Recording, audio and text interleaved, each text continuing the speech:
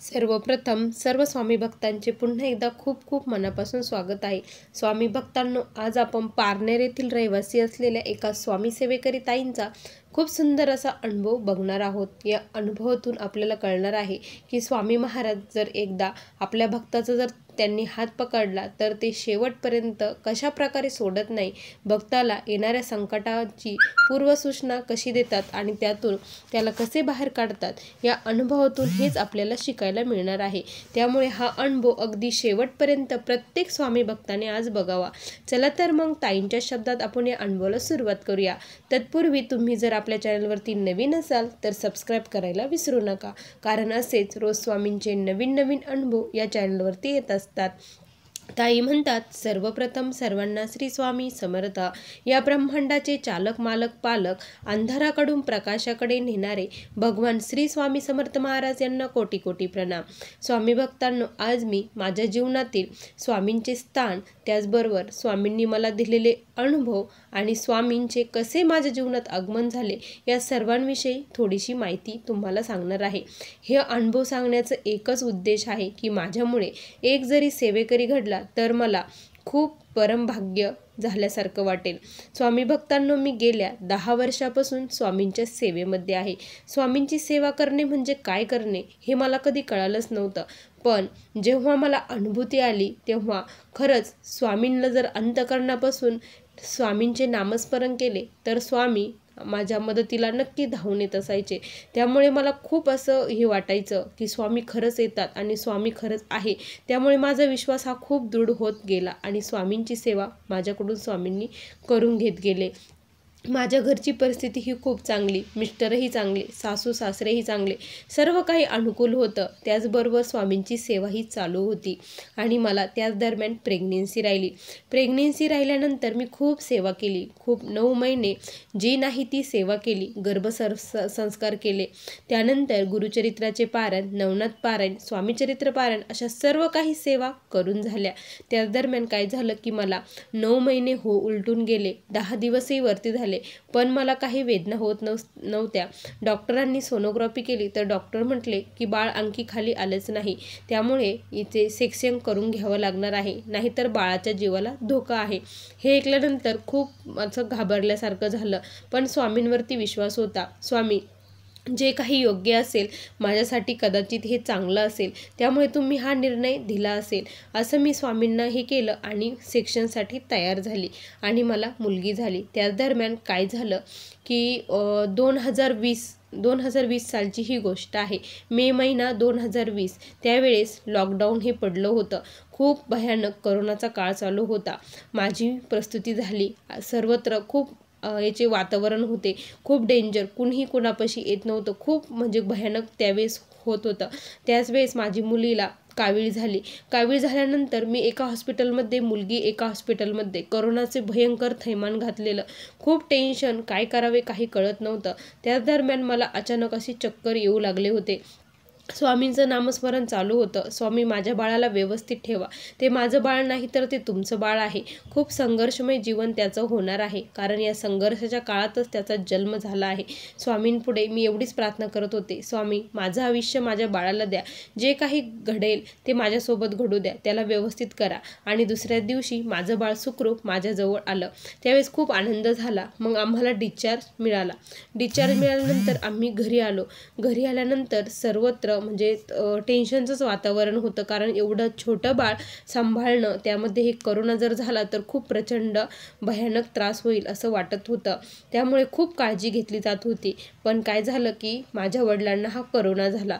त्यामुळे खूप भीती वाटली. पण स्वामींचं तारक मंत्राचं तीर्थ मी कंटिन्यू पीत होती. मला काही नाही होणार हे मला माहीत होतं, पण वडील पॉझिटिव्ह आल्यानंतर मनामध्ये भीती तर वाटतच होती, पण स्वामी आहे म्हणून काही वाटत नव्हतं. त्याच वेळेस काय झालं ना की मग मी आईला म्हटलं की आई, मला काहीतरी सेवा करूशी वाटते आहे. आपल्या घरावरती खूप मोठं संकट आलं. माझा भाऊ देखील पॉझिटिव्ह आला, आईही पॉझिटिव्ह आली. आता काय करायचं? मी देखील पॉझिटिव्ह येणार. वडिलांना क्वारंटाईन ठेवण्यात आलं आणि वडील देखील म्हणजे त्यानंतर वडील सुखरूप घरी आले. आई भाऊ दोघेजण घरीच क्वारंटाईन राहिले होते. आई त्यांचं करत होती. मी अक्षरशः ओली बाळातील, पण मी माझ्या बाळाचं आणि आणि माझं सेपरेट करत होती, पण घरामध्ये कुठे ना कुठे ते होतच असतं आणि लगेच त्याची लागण होती, हे तर सर्वांना माहीत आहे. आणि मला देखील करोना झाला. आता करोना झाला, माझ्या पायाखालची जमीन सरकली, कारण आता माझ्या बाळाला देखील होईल असं मला भीती वाटत होती. आईन ते सर्व बरे झाले होते, पण मी खूप अशक्त झाली होती आणि मला खूप आजारी पडल्यासारखं वाटत होतं. कधी काय होईल काही सांगता येत नव्हतं. तर अशी आई रात्रंदिवस माझ्या बाळाला घेऊन बसत होती, जागत होती, पण मला अक्षरशः उभंही राहत नव्हतं. घरीच माझी ट्रीटमेंट सर्व काही चालू होती. स्वामींचं नामस्मरण चालू होतं. रात्री काय झालं की आई दिवसभर झोपलेली नव्हती आणि रात्री तिला थोडीशी झोप लागली. आईला म्हटलं तू झोप, बाळही झोपलेलं आहे. तर आई काय म्हणे, तू बाथरूमला चालली तर बाथरूमचा दरवाजा लावू नको, तर उघडाच ठेव, असं आई म्हटली. बघा, स्वामी पुढे काय घडणार आहे स्वामींना कळत असतं, त्यामुळे स्वामी नकळतपणे आपल्याला त्याचं सांगत असतात. तसंच माझ्या आईच्या मुखातून स्वामीच त्यावेळेस बोलून गेले, कारण आई ही फुल झोपेमध्ये होती आणि तिच्या मुखातून हे शब्द निघले. त्यावेळेस मग मी आईचं ऐकलं आणि टॉयलेटची कडी लावली नाही आणि मी टॉयलेटमध्ये गेले आणि टॉयलेटमध्ये गेल्याबरोबर मला असे खूप चक्कर आले आणि मी कमोडमध्ये म्हणजे त्या कमोडच्या भांड्यावरती जाऊन पडले. धपदिशी आवाज झाला. तो आवाज ऐकून माझी आईन ते सर्वजण धावत पळत आले. आल्यानंतर माझ्या डोक्यातून रक्तस्राव होत होता आणि मी पूर्णपणे बेशुद्ध झाली होती. त्याच वेळेस हॉस्पिटलमध्ये नेण्यात आलं.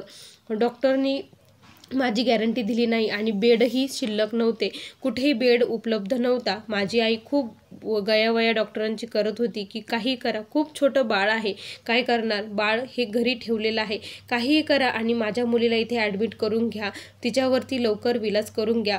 त्याच वेळेस स्वामीच तेथे आमच्या मदतीला धावून आले असं म्हणायला देखील हरकत नाही, कारण एक उंचेपुरे गृहस्थ आई सांगते, कारण मी तर बेशुद्ध होते, खूप पांढरेशुद्ध कपडे घातलेले ते उंच गृहस्थ तेथे आले आणि ते म्हटले की ताई, डॉक्टरांना सांगितलं की डॉक्टर इथे एक बेड रिकामा झाला आहे, आत्ताच ते पेशंट गेलं आहे, तुम्ही येथे त्यांना शिफ्ट करू शकता, असं डॉक्टरांना त्यांनी सांगितलं. डॉक्टर म्हटले बेड झाला असेल तर आम्हाला काही प्रॉब्लेम नाही.